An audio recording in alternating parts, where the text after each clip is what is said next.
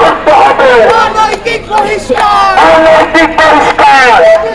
করতে হবে। আমার ভোট হানি না, এই প্রক্টর মানি না, এই প্রক্টর মানি না, আমার বোন হানি না। করতে হবে, করতে হবে। এই প্রক্টরকে লুকিয়ে পড়ো বহিষ্কার, প্রহসনটা পরিষ্কার, অবিলম্বে বহিষ্কার আদেশ, তাদের গরম করতে হবে, অবিলম্বে বহিষ্কার আদেশ।